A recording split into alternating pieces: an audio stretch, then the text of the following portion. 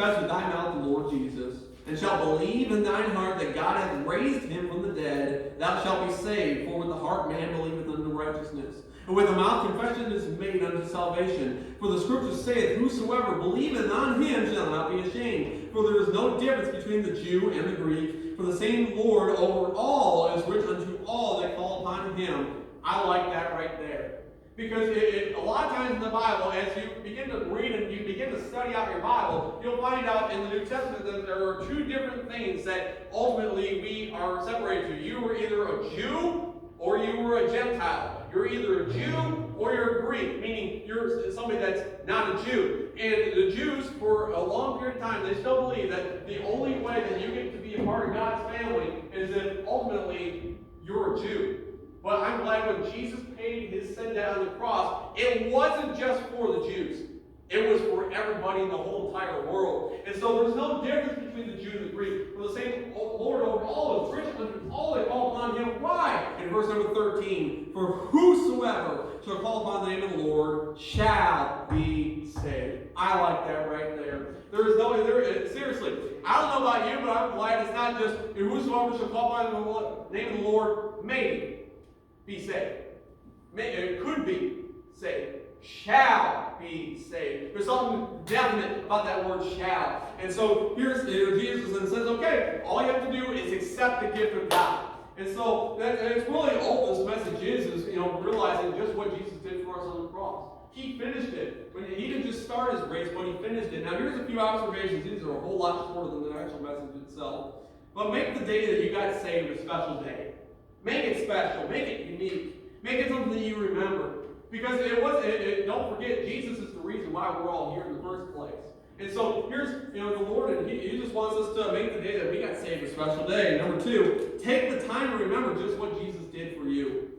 Now, it doesn't just have to be an Easter Sunday that we remember what Jesus went through. Yes, we preach that Jesus rose from the grave on Easter Sunday, but don't let that be the only day that you remember what Jesus did for you. Don't let that be the only day. Tell others about Jesus because we're commanded to. If you go to Matthew chapter number 28 and verses 18 through 20, you'll find where Jesus commands us to go into all the world and preach the gospel to every creature. The gospel just means good news. And so here's, Jesus, and he commands everybody to go into the world and preach the gospel to what? Every creature. And in a lot of cases, we can't preach to every creature. That's why we have missionaries. That's why we have people that go out into the world and can reach more people groups than what we can reach. Yet when we give our money to missions, it allows us to be able to use that funds to be able to get the gospel all across the world.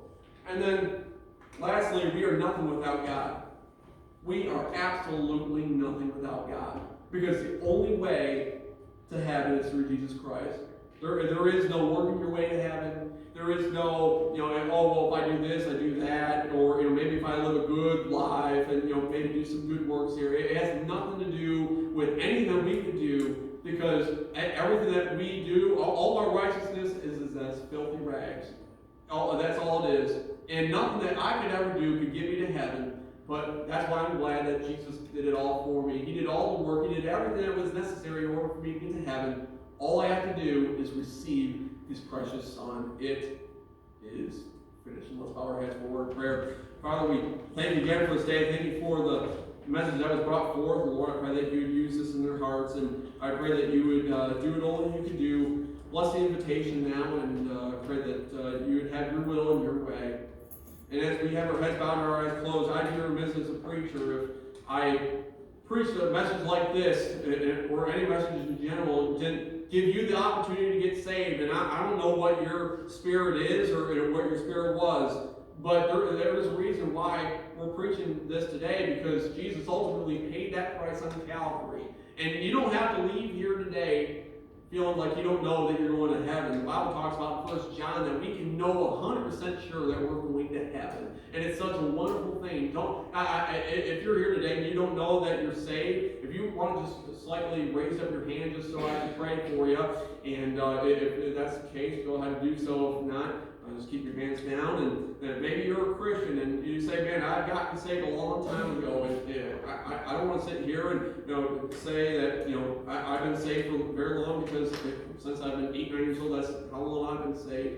That doesn't mean Christianity is a lifetime thing. And you do what the Lord wants you to do through the invitation, because ultimately, the Lord can speak to people in different ways that only He can do. And so we'll have a song, and then as soon as the song is done, we'll have really just another word of prayer here. So again, every head bowed and every eye closes. The music begins to play. You do, again, only what the Lord would want you to do.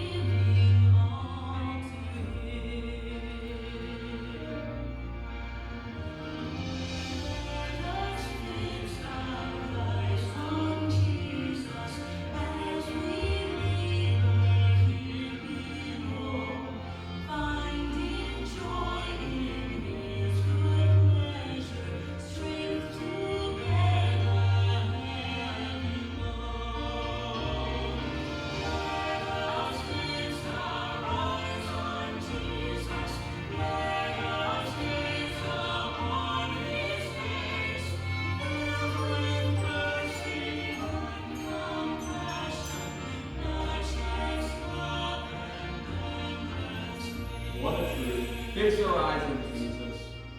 What a truth.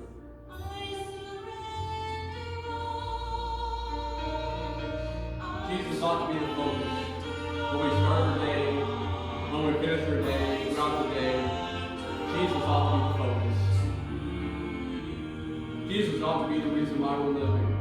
And that's the great thing about Christianity is we have hope. We have that hope. We can get that hope to people in this community. We can get that hope to people all across the world. But it's got to come from us. Yes, we've been commanded to go across the world and preach the gospel and preach, but ultimately, we have to do that. We have to be willing to lose our life so we can give that life to someone who needs it. There's a little boy all across the world that all he wants to do is find that hope. We've got to be willing to do that. We can build this church. We can do great things for God. The Lord told us to occupy until He comes. And that's not just to sit around and just say, woe is me, and the last days are here. But we can still do something for God. But ultimately, it all comes from Jesus, and we must fix our eyes on Jesus.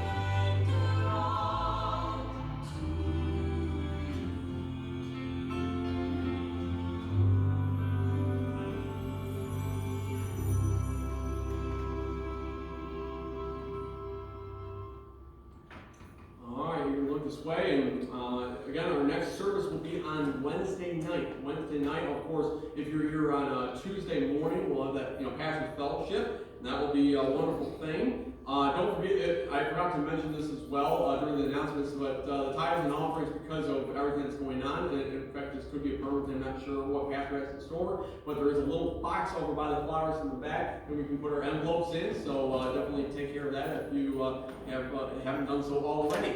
But at this time, we can all stand, and thank you so much for being here this morning. And Brother Dusty, I know I may be the devil, but always I got to make it up to you if you could just close this in the word for please. Dear God, thank you so much for the message that we were able to receive today. Thank you so much for being with us and being present. God, we just thank you upon these things and ask that you please help us to continually hold this in our heart as we go throughout the week. Thank you for the preacher, and thank you for the message. Give us safety to go our separate ways. In Jesus' name, amen. Are dismissed.